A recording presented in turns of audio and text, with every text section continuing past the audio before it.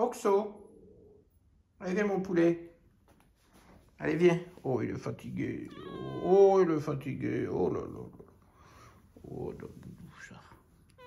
Oh il est fatigué. Oui. Ben voilà, on passe toute la nuit dehors.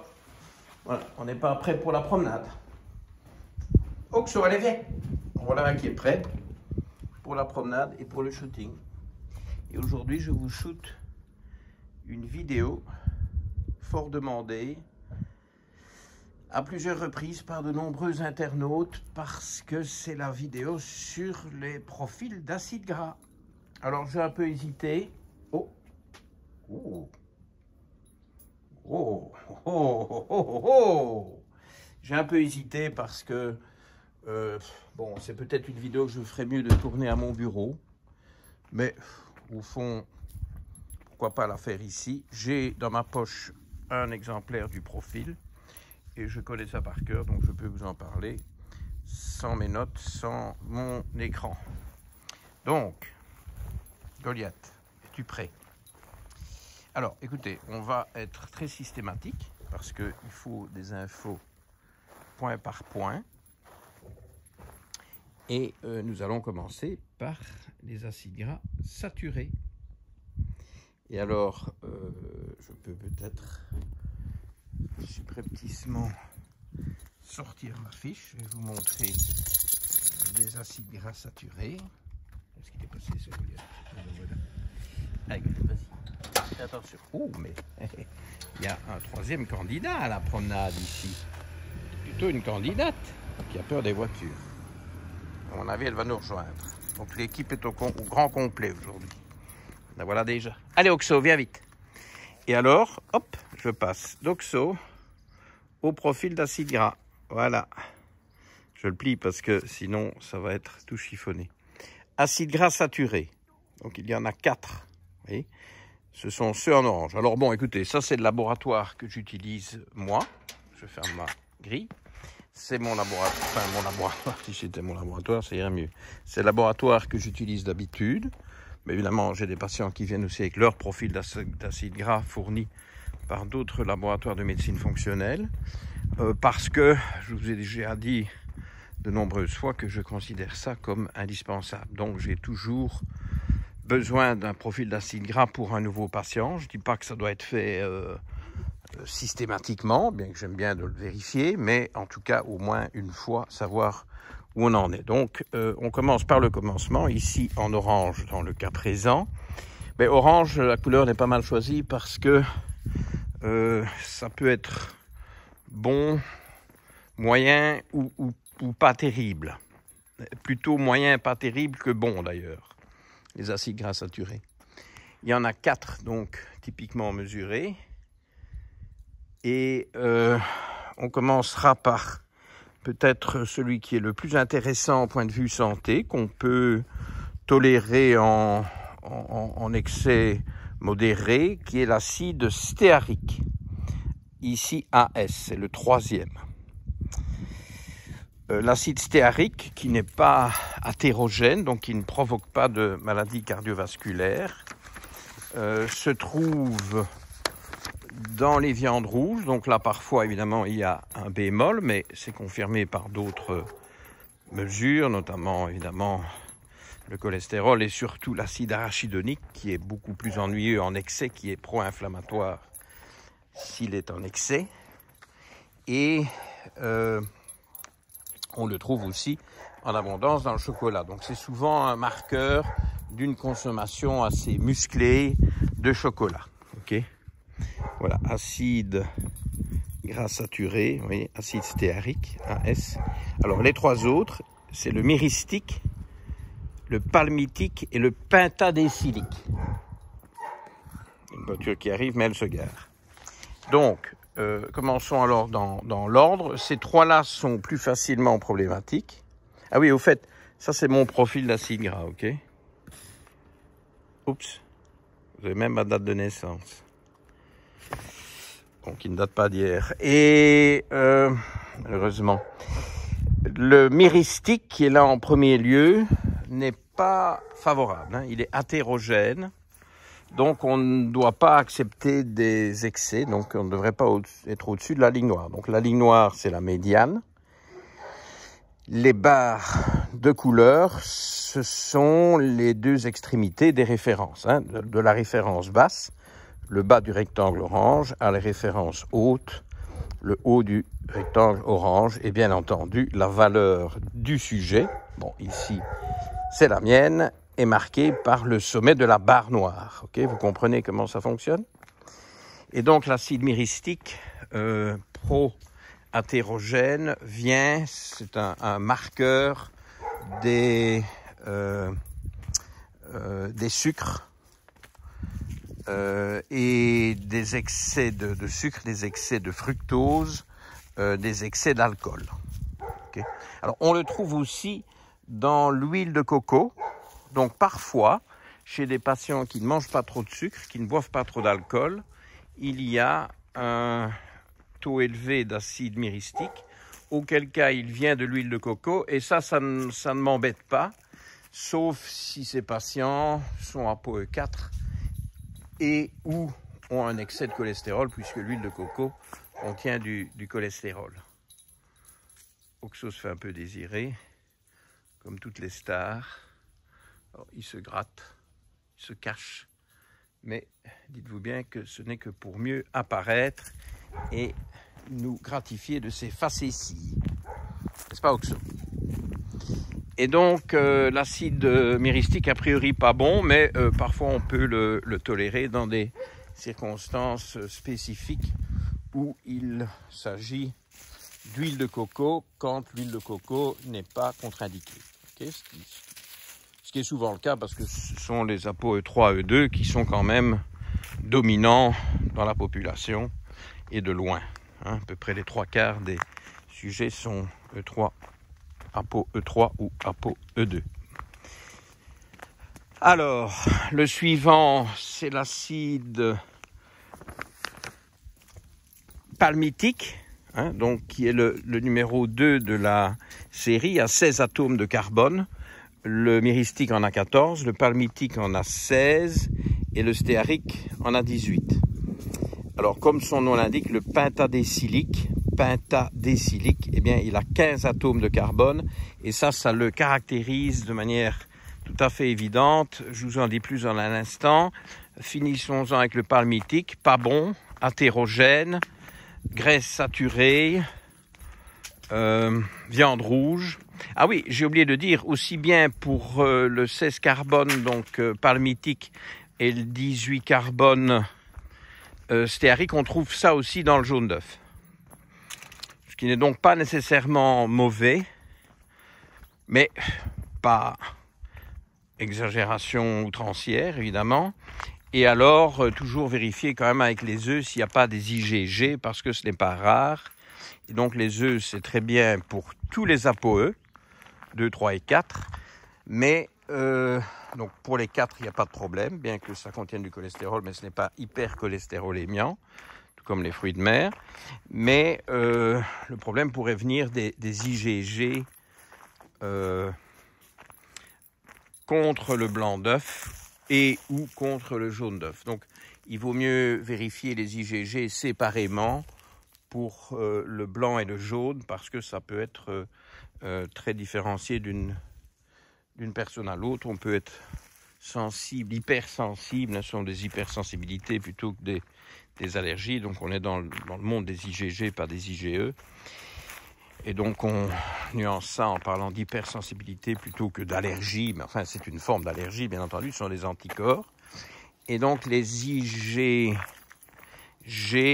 peuvent apparaître soit pour le blanc d'œuf, soit pour le jaune d'œuf, soit pour les deux. Et donc, vous adaptez en fonction. Mais évidemment, quand on est ici sur un profil d'acide gras, on ne peut le rapporter qu'au jaune d'œuf. Hein, parce que dans le blanc d'œuf, il n'y a que des protéines, okay, qui sont d'ailleurs de haute qualité, mais qui sont plus allergisantes en fait que le jaune. Donc il y a plus souvent les IgG contre le blanc d'œuf que contre le jaune d'œuf. Et alors revenons au pentadécylique, hein, qui chez moi, vous voyez, est tout à fait bas dans les normes et qui d'ailleurs, dans ce type de bilan qui est un statut d'acide gras sur les phospholipides, moi j'ai une préférence pour les phospholipides parce que le temps de réponse au changement alimentaire est plus court. Et comme quand j'instaure des changements alimentaires, j'ai bien de les vérifier à 4 mois chez les nouveaux patients, eh bien, je trouve que ça me fait un return tout à fait fiable à 4 mois, alors que sur les érythrocytaires, je pense que c'est un peu juste pour répercuter les efforts, tant alimentaires d'ailleurs que de la supplémentation. Donc, quand je supplémente des acides gras, j'aime bien savoir ce que ça a donné, si j'en ai donné trop ou trop peu, si les patients les ont bien pris. Et donc, je revérifie ça après 4 mois. Et sur les phospholipides, on est certain de voir l'impact sur l'érythrocytaire, donc sur les membranes des globules rouges. C'est peut-être un peu plus aléatoire. Bon, ça peut se faire aussi. Figurez-vous que mes collègues s'obstinent à le faire sur les érythrocytaires, quoi que je leur dise. Ils ont probablement raison et moi tort, puisqu'ils le font tous et moi pas. Mais, vous savez, je suis comme Oxo, je suis têtu. Et Goliath aussi, d'ailleurs. J'ai l'impression que c'est un tribut de têtu ici. Donc, pentadécylique, 15 atomes de carbone. Et ça nous dit beaucoup. Pourquoi? Parce que tous les acides gras fabriqués dans l'organisme humain, donc physiologiquement d'origine humaine, sont caractérisés par un nombre pair d'atomes de carbone. Et d'ailleurs, vous avez vu les 3 premiers que j'ai décrits, c'est 14, 16 et 18. Et pentadécylique, 15 impair. Eh bien, ça, ce caractère impair signe l'origine ruminant. Parce que les ruminants, avec leurs bactéries de dingue dans le rumen, font des opérations impaires, c'est-à-dire qu'ils sont capables d'ajouter les carbones 3 à la fois et pas 2 à la fois comme chez les humains, et donc on tombe sur du pentadécylique, 15 atomes de carbone. Donc c'est un marqueur de la consommation de produits laitiers.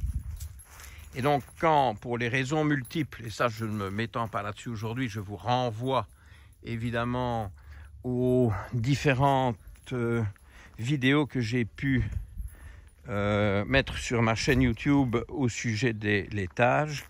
Quand il y a un problème avec les laitages et que vous demandez aux patients de ne pas en prendre, eh bien vous avez un marqueur totalement fiable que moi j'appelle une webcam dans leur cuisine. C'est ce que je leur fais croire. Bon, il y en a certains qui sont d'ailleurs tout à fait prêts à le croire, figurez-vous. C'est l'espionnage de la consommation de laitage. Alors, regarde ce tas, est-ce qu'on va tout droit, est-ce qu'on va à droite? C'est pas tout à fait certain. On hésite. Ah, c'est pas mal ça, parce que s'il veut aller tout droit, ça nous changerait. Bon, on va aller à droite. Et là, ouf, il y a une amorce de roulé-boulé. C'est vrai qu'on s'approche du roulé-boulodrome. Oxo se présente aux grilles d'entrée du roulé-boulodrome, qui est un peu plus loin là-bas, et on va voir ce qu'on va voir. Mais bon, normalement Oxo, ça fait un certain temps qu'il les boycotte, alors on va voir. Donc, marqueur des produits laitiers, et en fait, le premier des rouges là est également un marqueur des laitages, voire le second. Donc le ruménique, qui vient de rumen, ça vous dit tout. Donc c'est aussi un marqueur des graisses laitières. Et le transvaxénique, c'est une histoire complexe. Il y a différentes formes de trans. Certaines sont naturelles et viennent des laitages et ne sont pas mauvaises. D'autres sont des marqueurs de la peroxydation, donc de la détérioration d'acides gras par des processus industriels, typiquement un excès de chauffage sur des graisses fragiles. Donc le transvaxénique peut être un marqueur des laitages, peut être un marqueur de d'huile oxydée. Okay. Donc ça, c'est dans les trans. Alors les trans, a priori, c'est mauvais, mais pas toujours, parce qu'il y a des trans d'origine laitière qui peuvent avoir des effets bénéfiques pour la santé. Donc c'est un domaine relativement subtil. Et d'ailleurs, dans le profil d'acide gras sur les membranes des globules rouges, donc érythrocytaires, il y a d'autres acides gras trans qui sont testés et dont certains sont intéressants pour la santé, comme le CLA, le conjugated linolénique acide, hein, qui lui est bon pour la santé. Donc oui, c'est à nuancer, mais enfin en tout cas, on peut repérer une consommation éventuellement intempestive ou pas de laitage. Elle n'est pas toujours intempestive, hein, dites-vous bien. Ok, alors bon, revenons sur les bleus. Ça c'est très facile, ce sont les mono-insaturés. Donc orange saturé, bleu mono-insaturé, rouge trans. Ok, bon, tant qu'on y est, jaune oméga 6, vert oméga 3. Alors les bleus, c'est assez vite emballé les bleus parce que on a deux grandes catégories, un oméga 7 qui est l'acide palmitoléique, oméga 7, où donc la première double liaison intervient sur le carbone 7. Et derrière ça, vous avez 3 oméga 9. Hein, ici, c'est le 6-vaccénique, oui, qui est par opposition au transvaccénique. Donc celui-ci est la forme naturelle, 6. Hein, les formes trans sont très souvent anormales, sauf de nouveau à cause du rumen des ruminants où on peut avoir des formes trans qui ne sont pas artificielles, hein, qui sont animales, mais dont certaines sont d'ailleurs bonnes pour la santé. Bon, alors, vous voyez, c'est la grève des roulés-boulés. Et il faut que je rejoigne Goliath.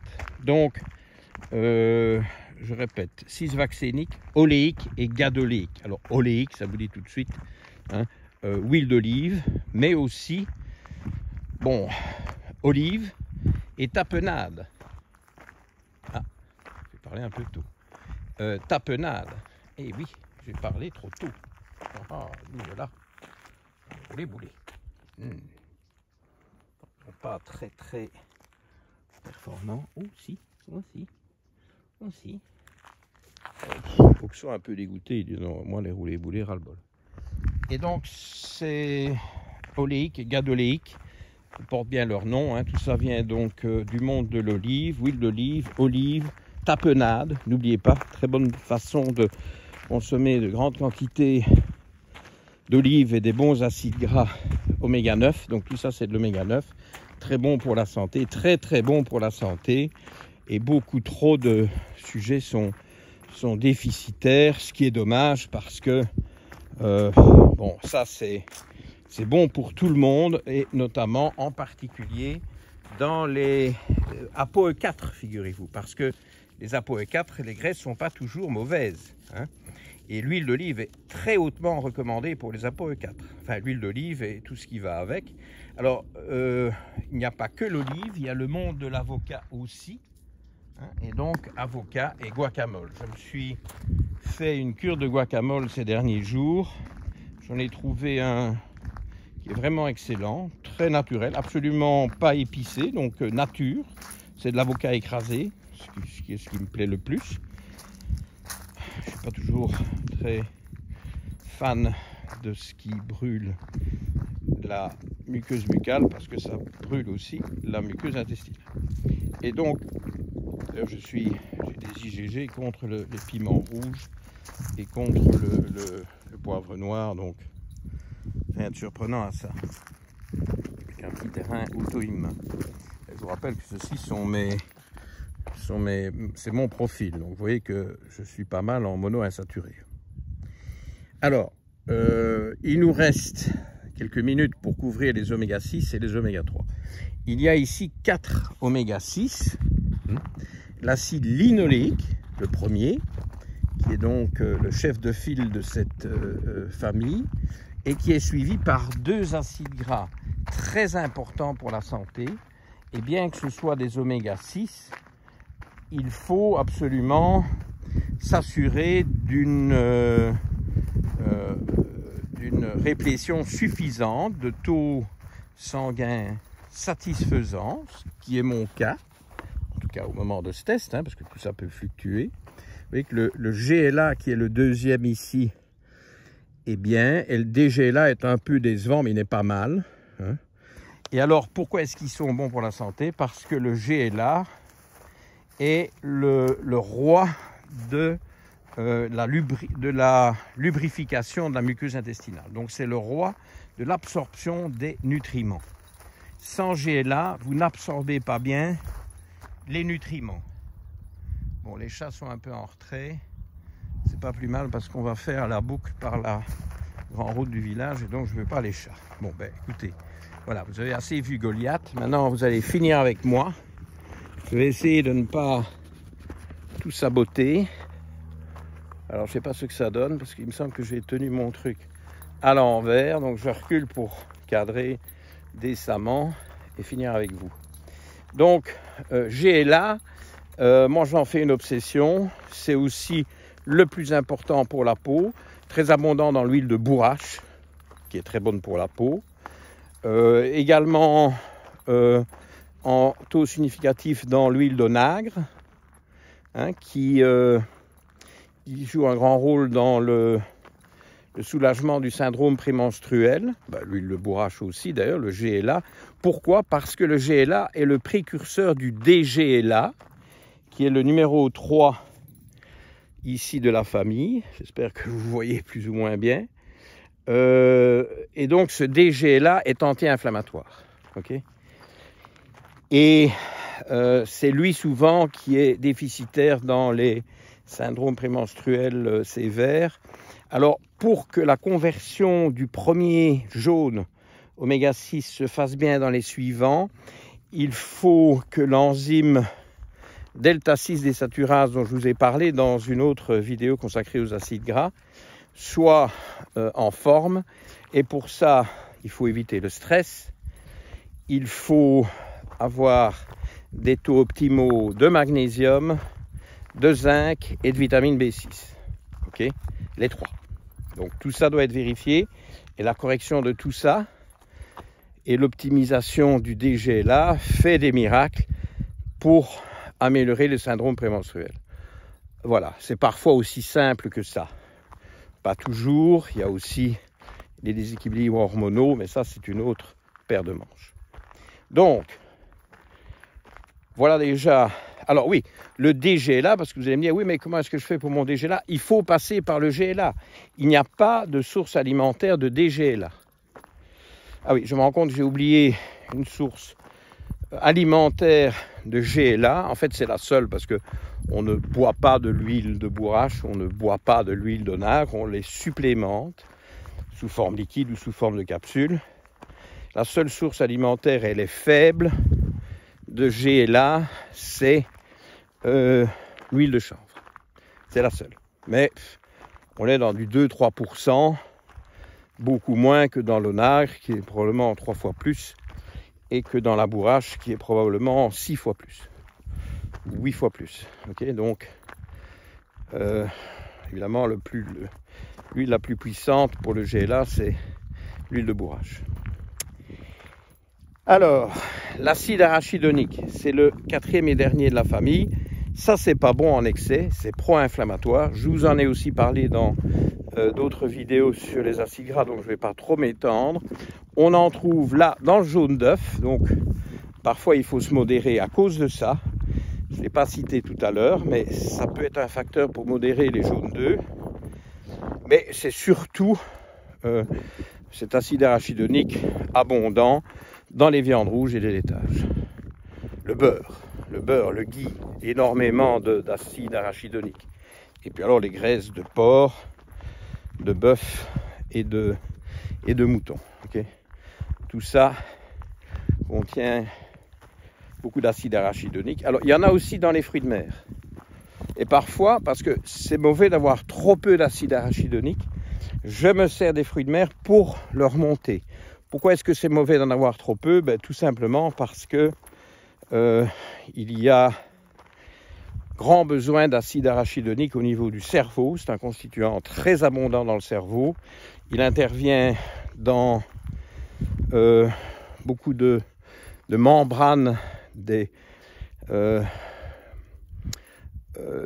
neurones, etc., ou des astrocytes, donc de toutes ces cellules du système nerveux central. Okay. Alors, voyons un peu. Il me reste 3 petites minutes pour conclure sur les oméga 3. Bon, ça c'est assez bien connu. Ils sont ici à juste titre en vert, hein, couleur positive.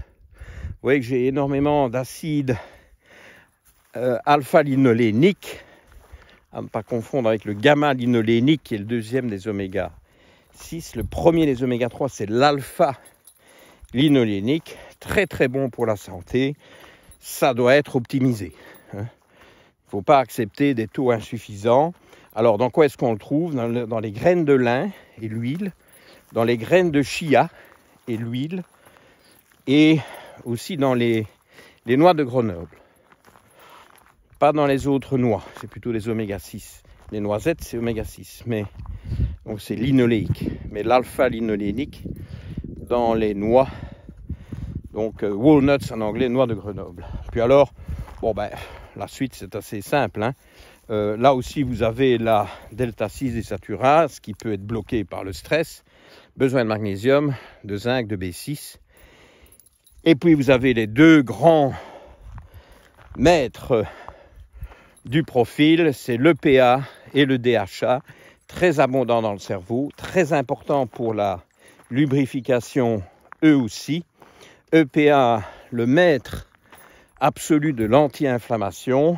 Donc ça, ce sont les huiles de poisson, les poissons gras, le krill, pour autant qu'il soit prélevé de manière durable.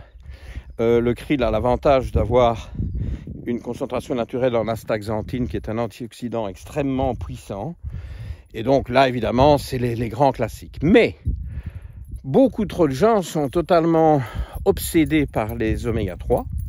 Il faut se rappeler que ces oméga 3 sont associés aux oméga 6 en ce sens qu'ils partagent le même pool enzymatique. Et donc, si vous êtes totalement obsédé par les oméga 3, que vous en consommez en excès, que vous ajoutez des apports via supplément à une prise alimentaire correcte, eh ben, vous allez avoir trop d'oméga 3 et vous allez saboter vos oméga 6. Donc, vous allez nuire au duo GLA, DGLA. Tout est question d'équilibre. Donc, il n'y a pas du bon et du mauvais. Il y a un besoin d'équilibre. Eh bien, ça, c'est pas nouveau. Je vous dis ça à chaque fois. Et je vous laisse. Le temps est écoulé sur cette vue de la savane de Lösling, avec quand même de la verdure en arrière-plan, parce que nous avons beaucoup de forêts qui, pour le moment, ont encore plus ou moins survécu, sauf les épicéas qui sont en train de passer de l'arme à gauche. Je vous dis à vendredi prochain, 19h30, live chat. Ciao, ciao.